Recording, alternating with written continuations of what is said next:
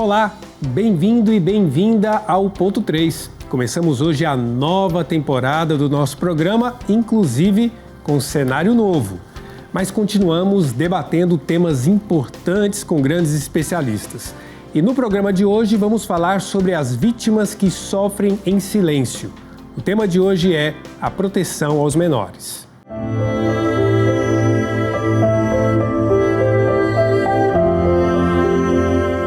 E nós continuamos aprofundando temas necessários. O Anuário Brasileiro de Segurança Pública aponta que a cada 15 minutos uma criança, um adolescente é violado, abusado.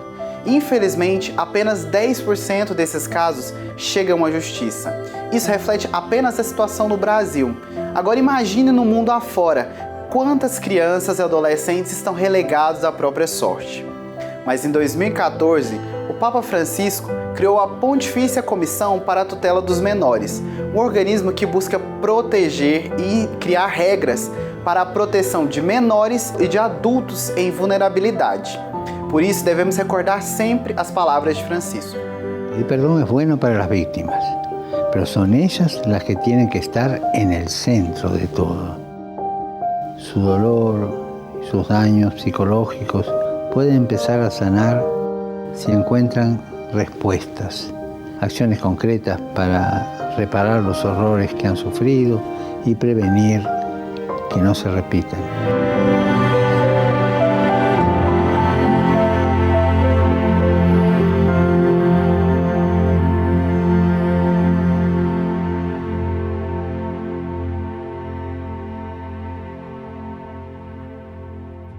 18 de maio é o Dia Nacional de Combate ao Abuso e à Exploração Sexual de Crianças e Adolescentes. E para tratar conosco desse tema tão importante, nós recebemos, em conexão direto de Roma, a doutora Eliane De Carli, que é coordenadora do projeto Núcleo Lux Mundi no Brasil e integrante, na verdade, consultora da Comissão Pontifícia para a Tutela dos Menores. Eliane De Carli, bem-vinda ao Ponto 3. Obrigada, muito obrigada por este convite. É um prazer estar aqui, podendo trocar um pouco de ideias e conversarmos a respeito deste tema tão importante para nós, para a nossa sociedade, para a nossa igreja. Exatamente, por isso também recebemos o Bispo Auxiliar da Arquidiocese de Brasília, Dom José Aparecido, que também é membro da Comissão Especial para a Proteção da Criança e do Adolescente, da CNBB, a Conferência Nacional dos Bispos do Brasil. Dom José Aparecido, seja bem-vindo. Muito obrigado, Diego. Muito obrigado pela boa companhia com a doutora Eliane. É uma alegria estar nessa transmissão. Poder falar desse tema é mais doloroso. Nós gostaríamos de poder falar de outras coisas, mas o sofrimento das crianças faz parte do interesse dos pastores. E a gente quer, a todo custo, proteger, colaborar para a proteção das crianças e adolescentes. Exatamente, um tema doloroso, mas que a gente precisa tomar conhecimento e por isso abordamos ele no programa de hoje. E aí, doutora Eliane, queria que você nos ajudasse a tomar consciência do que são esses abusos, que muitas vezes as pessoas não têm consciência do que nós estamos falando. O que são esses abusos, o que é essa violência sexual contra os menores e quem são os chamados vulneráveis? Olha, os abusos que acontecem contra crianças e adolescentes, hoje nós nós não usamos tanto a palavra abuso, nós usamos a palavra violência, né? Essas violências, esse abuso que acontece, ele pode ser tanto psicológico, como físico, como sexual. Resumidamente, é tudo aquilo que faz com que a criança ela tenha a sua dignidade atingida. Até mesmo uma chamada de atenção do pai, da mãe, de alguém que tenha alguma autoridade sobre a criança.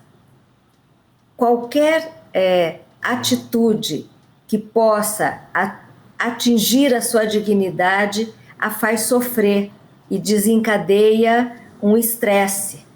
E o estresse que a criança ao qual ela é submetida, ele pode ser um estresse leve, um estresse moderado e um estresse grave, tóxico.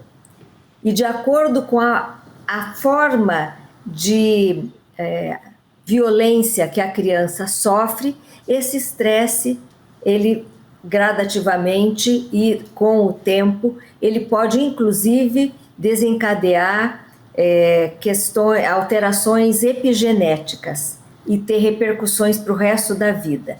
Não é só o abuso sexual de crianças e adolescentes que pode desencadear este sofrimento, que depois terá repercussões graves para a vida da criança. Então, a forma com a qual a criança sofre, ela é desencadeada pelas atitudes que nós tomamos para com elas. E essas atitudes, elas têm graus mais simples e mais graves, que então trazem essa repercussão no emocional da criança. Muito importante esse conceito. Resumidamente é isso. Isso, e é muito importante esse conceito para a gente tomar consciência daquilo que nós estamos falando, porque são situações que não estão distantes, infelizmente, da vida de muita gente. E aí que eu trago o Dom José Aparecido, porque criou-se um estigma, por conta até daquilo que a mídia mostrou, de que existe um ambiente em que essas coisas acontecem, que seria somente um ambiente eclesial. E há muitas pessoas que vivem com essa impressão. Mas é um desafio de toda a sociedade, como explicou a doutora Eliane. Agora, como é que a igreja lida com esse tema, Dom José?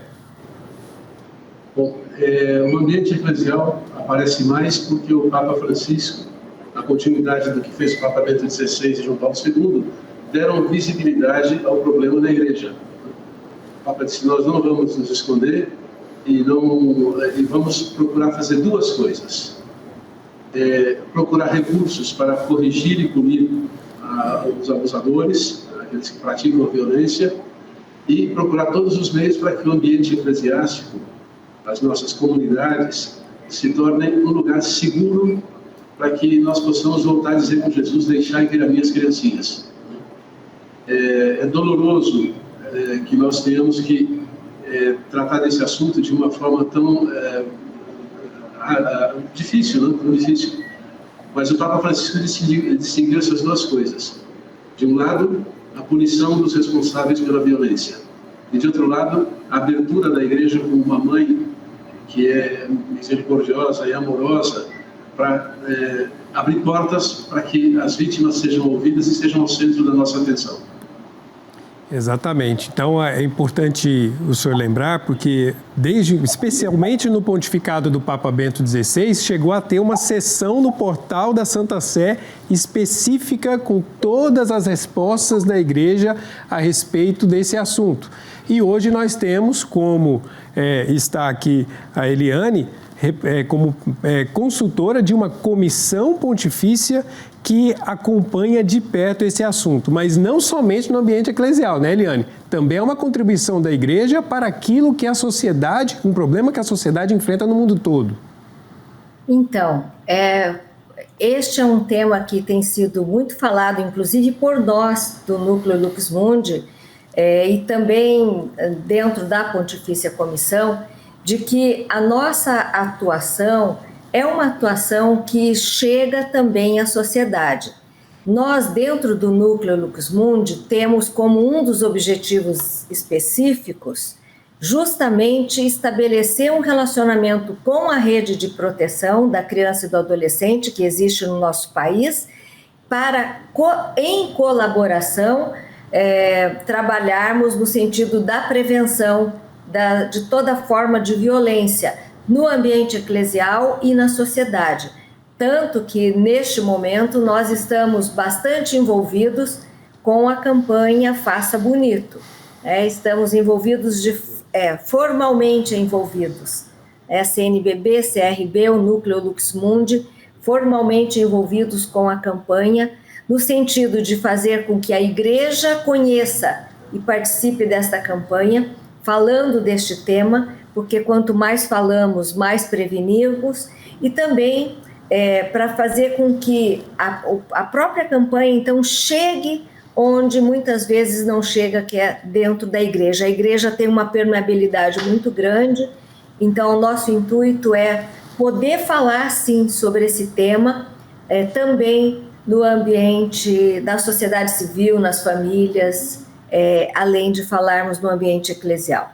Então agora eu queria uma prestação de serviço, não somente para o ambiente eclesial, mas também para fora dele. Então, Dom José Aparecido, a respeito do ambiente eclesial, que tipo de posturas são consideradas inadequadas, seja pelos ministros da igreja, seja por qualquer fiel que está ali participando das celebrações ou no serviço, por exemplo, da catequese, da celebração? Quais são as posturas consideradas inadequadas e que podem colocar em risco aqueles que são vulneráveis? Bom, o Papa Francisco, quando fez o documento Lei 209, se não tiver, do Vaticano, ele mandou fazer uma espécie de protocolo de segurança nos ambientes da cidade-estado do Vaticano. Aqui ele diz de algumas atitudes que se devem ter, né? Eu exemplifico porque fica mais que nós tenhamos uma ideia do assunto. Usar de prudência e respeito ao se relacionarem com os menores. Fornecer-lhes modelos positivos de referência. Manter-se sempre visíveis aos outros quando estão na presença de menores. Denunciar ao responsável qualquer comportamento potencialmente perigoso. Respeitar a esfera de discrição do menor. Informar os pais ou tutores das atividades que são propostas e das relativas modalidades organizativas. Depois passa as proibições. Proibido severamente aos agentes pastorais infligir castigos corporais de qualquer tipo. Esse é um problema que foi muito comum nas escolas no passado, escolas católicas, escolas paroquiais, e que hoje estão vindo à tona, né? Violência, castigo corporal. É proibido instaurar uma relação preferencial com um menor em particular. Deixar um menor em uma situação potencialmente perigosa para a sua segurança psíquica ou física. Nós poderíamos continuar lendo, mas estabelecer relações privilegiadas com um menor em relação a outros, né? São várias atitudes de caráter pedagógico que nós devemos ter ou evitar, que nos ajudam a dar um ambiente mais seguro. Sobretudo, eu acho que uma coisa que deve ser bastante clara é que nós devemos evitar situações de isolamento entre um agente pastoral e uma criança, ou seja, estejam sozinhos em algum lugar, longe da vista do público, né? E depois estabelecer relações inadequadas do ponto de vista afetivo, né? Isso dá aso depois a formas de violência ou de relacionamentos inadequados. Dou até como exemplo, para nós, missionários redentoristas, o governo geral da nossa congregação exigiu e está sendo realizado em todas as frentes da congregação no mundo inteiro o cumprimento desse protocolo de proteção aos menores. Por exemplo, nas nossas obras sociais, nunca ficam sozinhos com as crianças em situações de risco, e também o monitoramento desses espaços para que possa oferecer um ambiente mais seguro, ou seja, é a resposta da igreja e assumida por toda a igreja, e essa própria postura, eu creio, já é educativa também para o ambiente familiar. E aí que eu quero trazer também e pedir uma explicação da doutora Eliana. No ambiente familiar, como identificar uma situação de abuso? Porque, por exemplo, é muito comum a visão de que só os homens cometem esses abusos, e há casos que mostram que não é verdade. Nem sempre são só os homens que ocorrem esses abusos, e muitas vezes também ocorrem no ambiente familiar, mas fora dele. Qual que é a sua observação a esse respeito, Eliana? Olha, na realidade, sim, os abusos são cometidos também por mulheres, mas proporcionalmente, eu não tenho agora aqui alguns dados de pesquisa nesse sentido, Mas posso te dizer o seguinte, como é que você percebe, né? Geralmente quem percebe que uma criança sofre algum tipo de violência é a escola. É o primeiro lugar de revelação espontânea desses casos, né? É a escola. Eu posso te dar alguns dados, né? Primeiro é o seguinte, o estupro, na realidade, é um crime, no geral, são dados do Anuário Brasileiro de Segurança Pública, o estupro é um crime que atinge majoritariamente crianças no nosso país. A pessoa mais vulnerável no Brasil, no aspecto de violência sexual, é a menina negra na faixa etária compreendida entre 10 e 13 anos, mais ou menos. Já há alguns anos esse dado se repete. E também um dado muito importante, que é mais ou menos, se eu não me engano, entre 0 e 19 anos, mais ou menos 85%, se eu não me engano, são do sexo feminino. Então, o sexo feminino é muito mais atingido, né? E o pico da faixa etária de estupros em meninas é entre 10 e 13 anos de idade. Então, é um dado assim bastante relevante e que normalmente também essas meninas são abusadas, sofrem essas violências por parte de pessoas conhecidas, pessoas muito próximas a ela. E geralmente aparece na escola. Por quê? Porque aparecem os sintomas de isolamento, de déficit de aprendizagem, muda, né? Modifica muitas vezes. A criança ia bem, estava tudo certo, de repente começa a não estudar, não ir bem nas provas, não fazer as tarefas, a se isolar, e aí geralmente aparece algum tipo de violência em casa, né? Geralmente aparece em casa.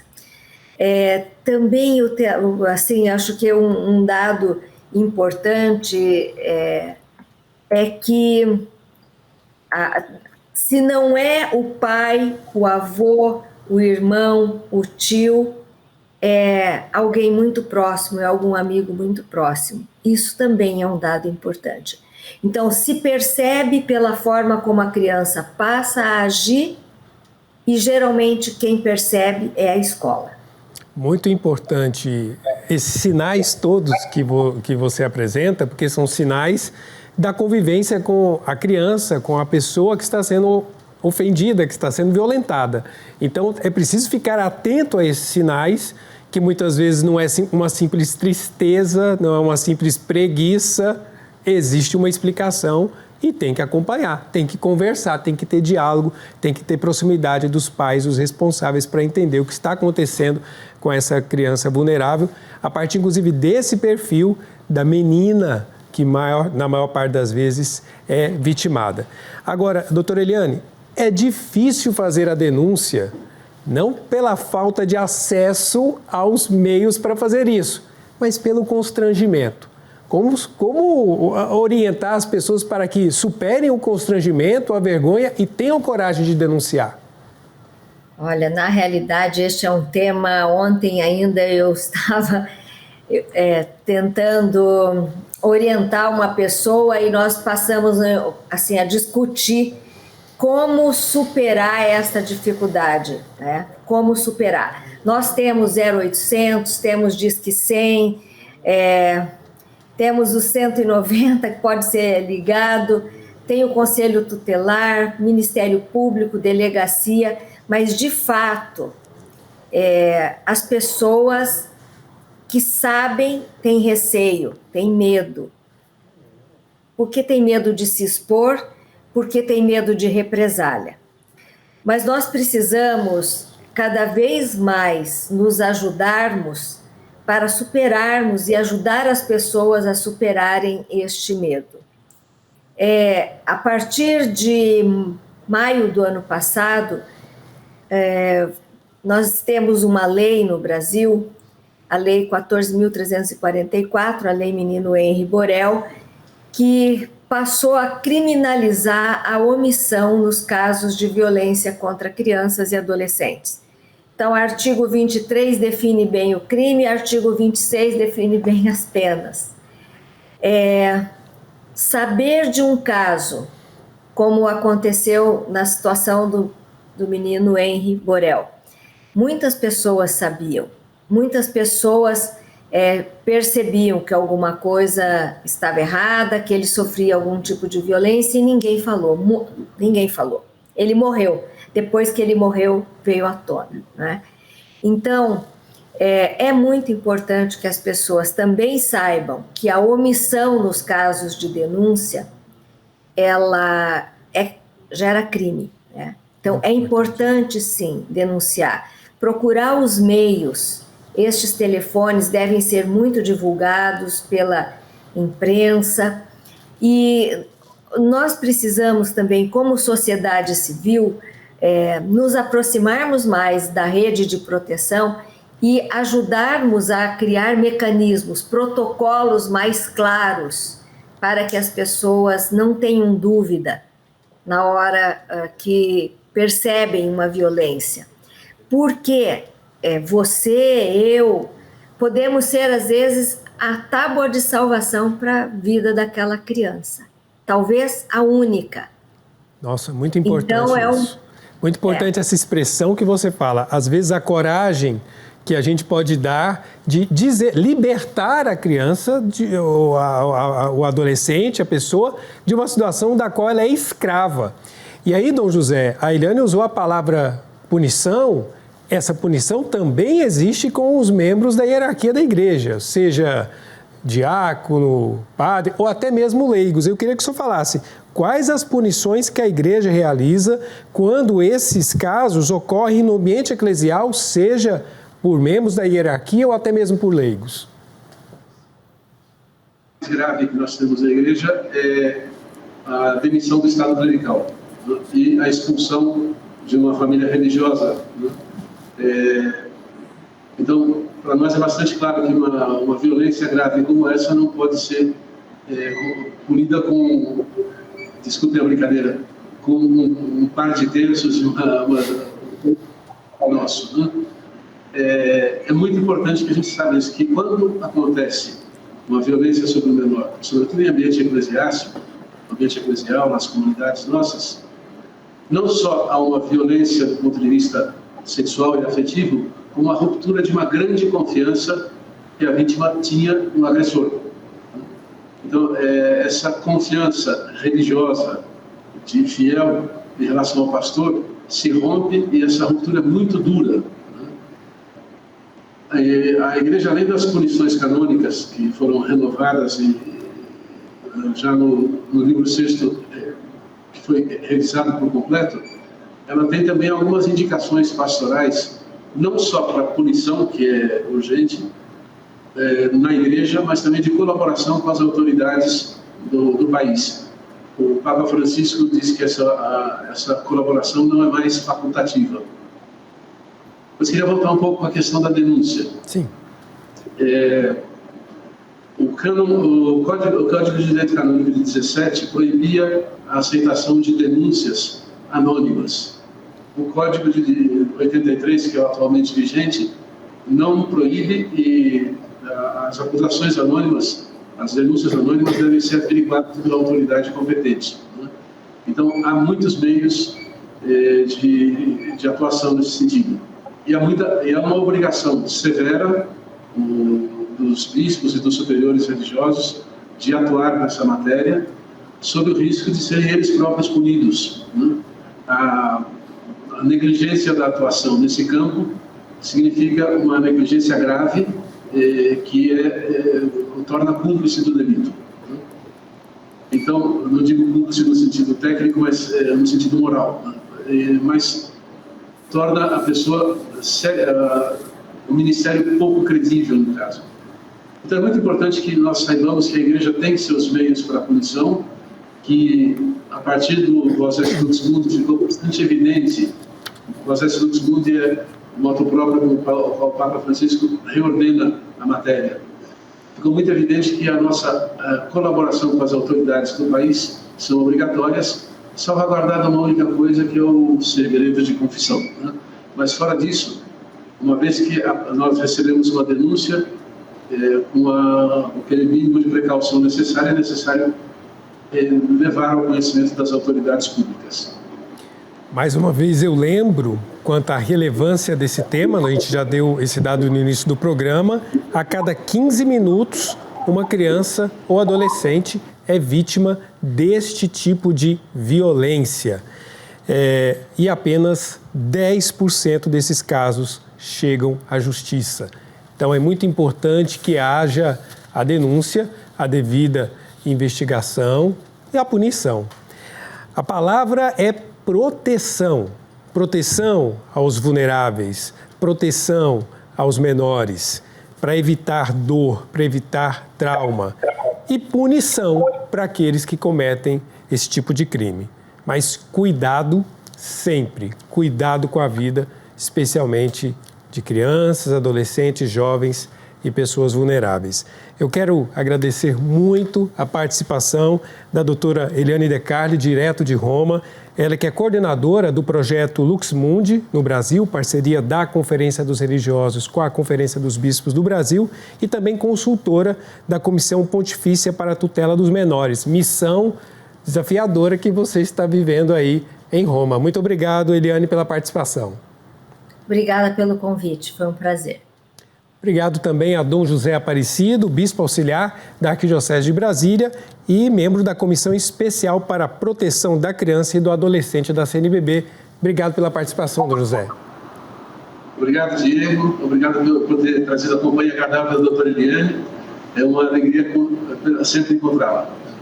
Obrigado pela participação de vocês e obrigado a você que acompanhou o Ponto 3 de hoje. Até a próxima.